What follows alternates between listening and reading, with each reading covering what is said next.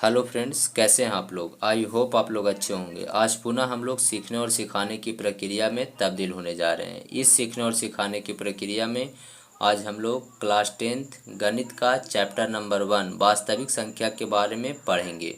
ठीक है दोस्तों, इसके पिछले वीडियो में हम लोगों ने व्युत्क्रम भिन्न के बारे में पढ़ा था। ठीक है, आज हम लोग प्राकृत संख्या के बारे में पढ़ेंगे। ठीक है दोस्तों, तो चलिए थोड़ा सा हम लोग देख लेते हैं कि क्या क्या पढ़ लिए आज तक की क्लास में। तो देखिए, आज के पहले तक की क्लास में देखिए दोस्तों, हम लोग जब शुरुआत किए थे तो संख्या को दो भागों में बांटा गया था, वास्तविक संख्या, अवास्तविक संख्या। वास्तविक संख्या को भी पढ़ लिए, अवास्तविक संख्या को भी पढ़ लिए।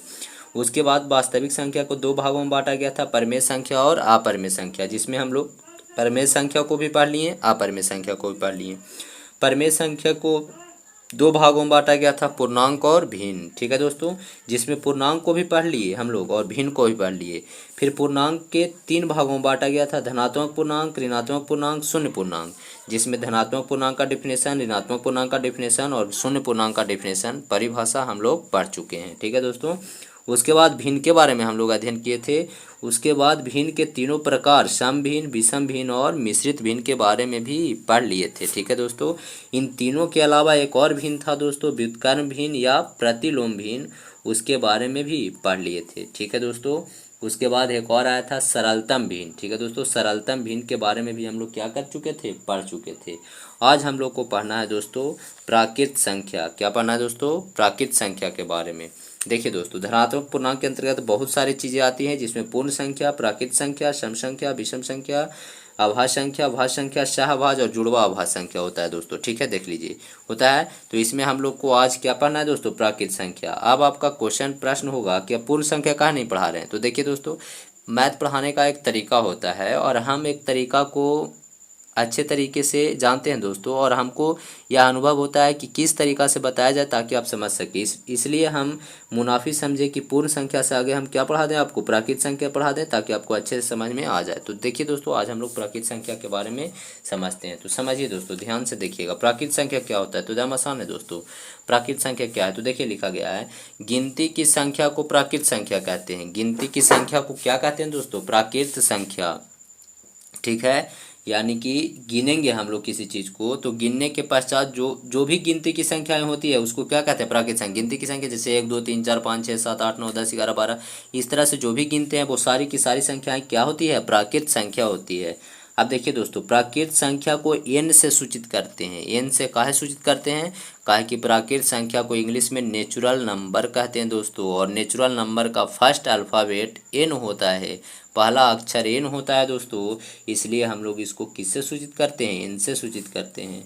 ठीक है, अब देखिए दोस्तों, ध्यान से आगे समझते हैं। प्राकृत संख्या को यदि ऋणात्मक मान के साथ लिख दिया जाए, प्राकृत संख्या जो है उसको यदि ऋणात्मक मान के साथ लिख देंगे ना, तो वह प्राकृत संख्या का ऋणात्मक मान कहलाता है। वो क्या कहलाएगा, प्राकृत संख्या का ऋणात्मक मान कहलाता है। ठीक है दोस्तों, तो इस तरह से आप समझ रहे होंगे। जैसे देखिए दोस्तों, इसका एग्जांपल समझिए। प्राकृत संख्या का एग्जांपल क्या होता है, तो प्राकृत संख्या के एग्जांपल 1 2 3 4 5 6 7 8, इस तरह से डॉट डॉट डॉट करते हुए अनंत तक होता है दोस्तों। ठीक है, इन्फिनिटिव होता है। अब कौन सी संख्या हो गया, प्राकृत संख्या हो गया। अब हम क्या बोल रहे हैं कि इसको सब को ऋण चिन्ह के साथ लिख देंगे ना, तो वो प्राकृत संख्या का ऋणात्मक मान कहलाएगा। यानी हम लोग कहेंगे -1 -2 -3 -4 -5 -6 -7 -8 डॉट डॉट डॉट डॉट और माइनस इन्फिनिटिव, ये पूरा के पूरा होगा दोस्तों। वो तो प्राकृत संख्या 1 2 3 4 ये सब प्राकृत संख्या है, लेकिन माइनस में लिख दिए हैं, इसलिए इसको बोलेंगे कि प्राकृत संख्या का कौन सा है दोस्तों, तो कहिएगा प्राकृत संख्या का ऋणात्मक मान है। कौन सा मान दोस्तों, ऋणात्मक मान। तो उम्मीद करते हैं आप लोग को समझ में आ रहा होगा। ठीक है, यानी 1 से स्टार्ट होता है प्राकृत संख्या दोस्तों, इस तरह से स्टार्ट होते जाता है, और इसको अगर ऋण चिन्ह के साथ लिख देंगे तो वो प्राकृत संख्या का ऋणात्मक मान कहलाएगा। क्या कहलाएगा, प्राकृत संख्या का ऋणात्मक मान। चलिए दोस्तों, आगे समझते हैं। सबसे छोटी प्राकृत संख्या 1 होती है। सबसे छोटी प्राकृत संख्या कौन होगी, 1। सबसे छोटा जो होता है वो प्राकृत संख्या 1 का है दोस्तों, काहे कि हम अभी बताएं कि कहाँ से शुरुआत होता है, 1 से ही।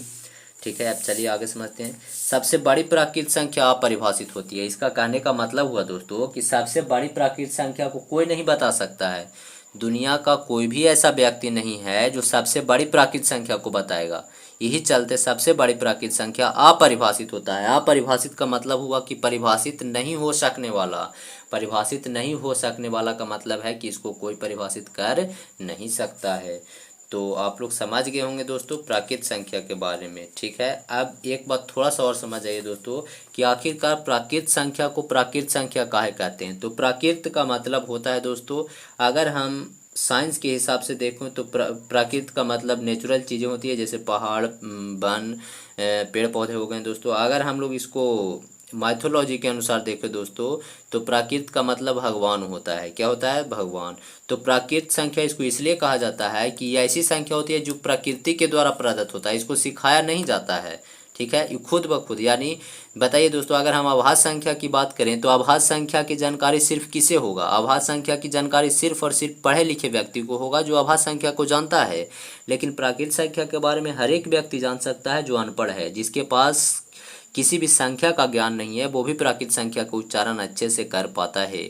जैसे कोई अनपढ़ व्यक्ति है, वो उसको गिनती नहीं आता है दोस्तों, 1 2 3 4 सब गिन लेते हैं, ठीक है। यानी हम लोग कहते हैं कि प्राकृत संख्या जो है वो प्राकृत संख्या इसको इसलिए कहते हैं क्योंकि ये प्रकृति का देन है। यानी नहीं भी अगर व्यक्ति पढ़ा लिखा है तभी उसको प्राकृत संख्या का ज्ञान आवश्यक रूप से होता है, और प्राकृत संख्या के बिना जीवन संभव नहीं है। कैसे है दोस्तों? हर एक चीज़ में आपको प्राकृत संख्या का यूज होता है। जैसे रोटी आपको खाना है तो कहते हैं ना 2 रोटी दीजिए, या माँ जी को कहते हैं, दादी जी को कहते हैं। अगर आपकी दादी जी जो हैं वो पढ़े लिखे नहीं हैं और आप उनको कहें कि 4 रोटी दीजिए, तो क्या दोस्तों वो 4 रोटी आपको नहीं देंगे, ठीक है। लेकिन वो पढ़े लिखे नहीं है, फिर भी वो 4 रोटी आपको दे रहे हैं। इसका मतलब क्या है दोस्तों? इसका मतलब है कि उनके पास प्राकृत संख्या का क्या है? ज्ञान है ना दोस्तों। तो ठीक है, उम्मीद करते हैं आप लोग को प्राकृत संख्या के बारे में समझ में आ गया होगा। तो चलिए ठीक है दोस्तों, आज के लिए इतना ही। फिर मिलेंगे नए वीडियो के साथ, तब तक के लिए धन्यवाद दोस्तों।